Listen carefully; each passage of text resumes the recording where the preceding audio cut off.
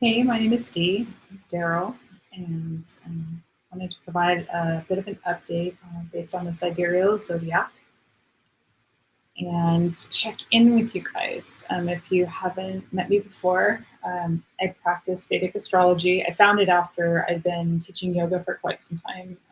Many of us find yoga and Ayurveda because our tushes are falling off, or at least that was my case. My butt was falling off and I was in so much pain, I just didn't care. I needed something.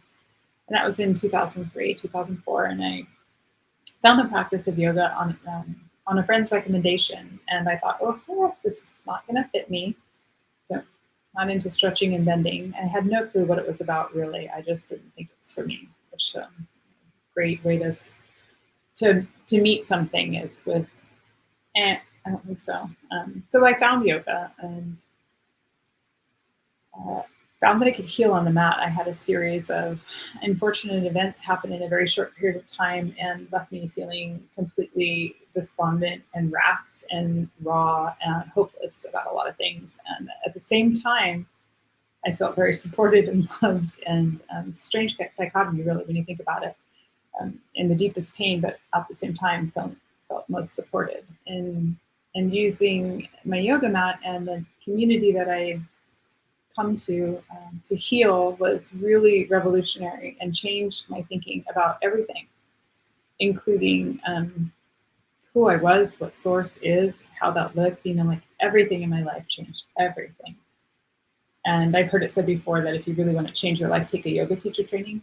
And that's true, I think, at least for the people that I've met. And so I did that in 2005. And then I kept moving forward and grew from there.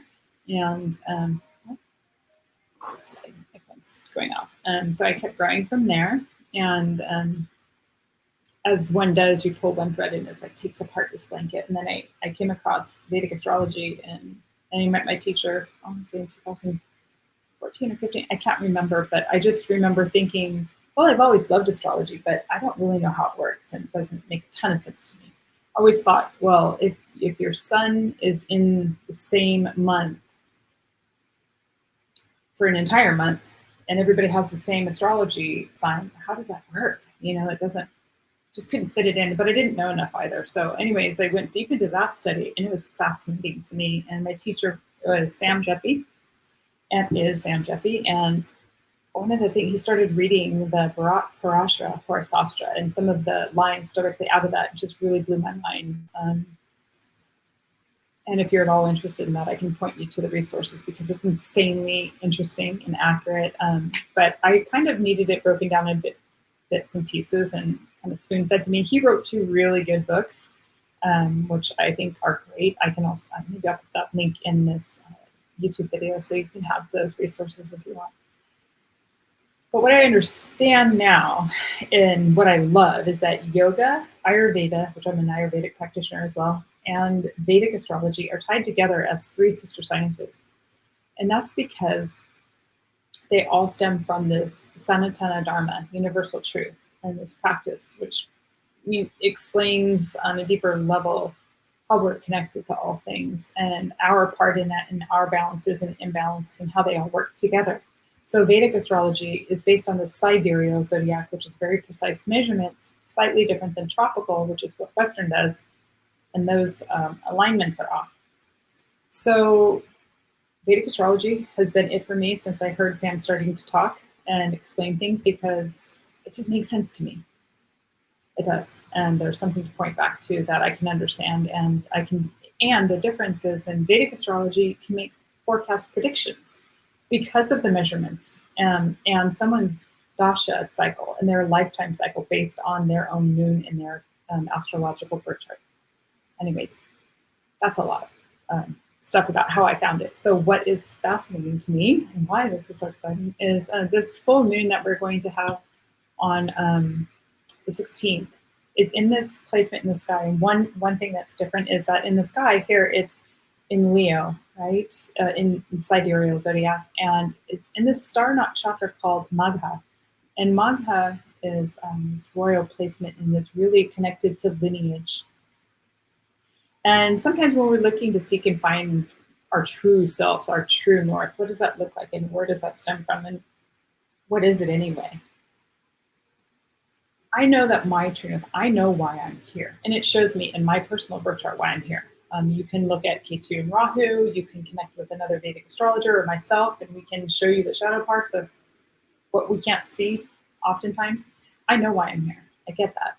And I'm so grateful to understand that. But we do, in this placement, it feels like it's in a big way. So our feelings around wanting to understand our family, our lineage, our connections, or just honoring that right now is pretty big. And it's big because it's the sign of Leo. One of the symbols for Magha, and by the way, this nakshatra is a star constellation, and each of these signs have star constellations in and behind them. So Magha's sign is throne, and so that's a royal placement. So how could you not feel very special, maybe? I don't know. I'm loving that analogy. And just real briefly, and maybe I should make another video on this, is this Mars and Venus. You can see it says 2256 and 2253. That is super close. That is on top of each other. That's called planetary war. I don't love that term. We can call it planetary argument or planetary frustration. But when they're like that close, they're disturbing one another. There's friction.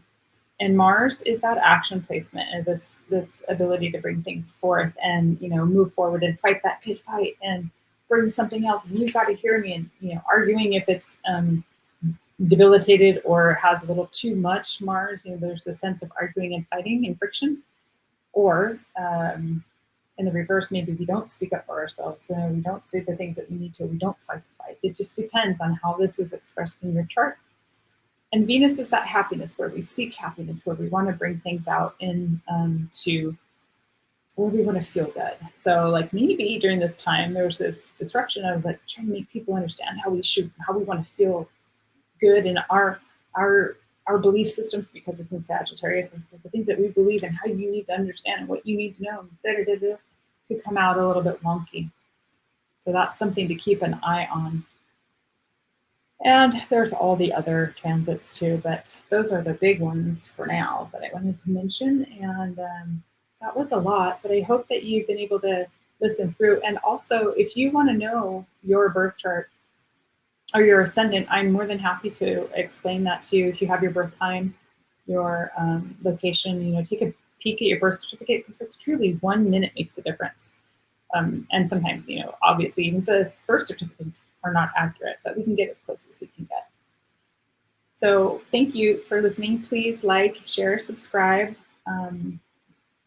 connect with me and let me know what you're thinking. If you want to understand what your Vimshotri Dasha cycle looks like, or what cycle you're in, you know, I'm happy to be able to at least point to that at a high level.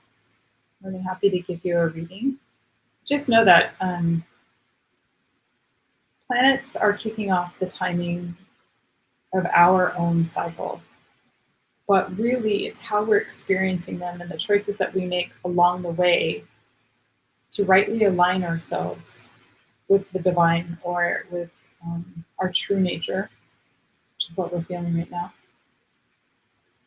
It's all up to us how we experience that. You know, you can be a victim in your life, or you can be a participant. And there's something to be said about healing the wounded self, you know, integrating all parts of self, you know, the parts that hurt, and knowing that, you know, our true worth, our value here on the planet, our experience here is meant for something. It's not for nothing.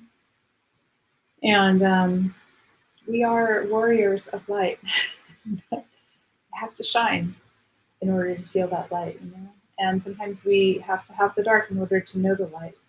Actually, that's true. We need to have these integrated parts of self. Like, I never would have gotten to where I am in my life, which is I'm comfortable in my own skin.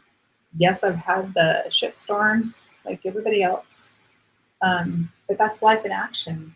How I've come out of it, and what I can integrate, and how I can be present for it now and love all parts of self and others is so freeing. Yeah.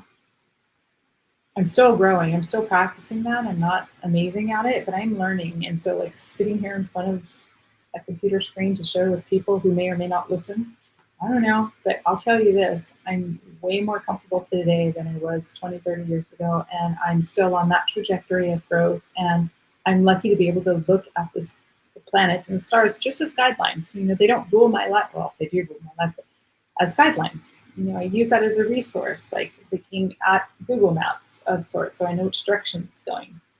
Doesn't mean I'm gonna know how long I'm gonna stay at a place, right?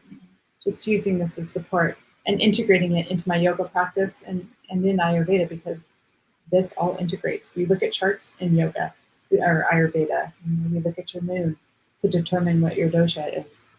Anyway, thanks so much for hanging out with me. Again, like, share, subscribe. I'd love to hear your feedback. So thanks again, and have a beautiful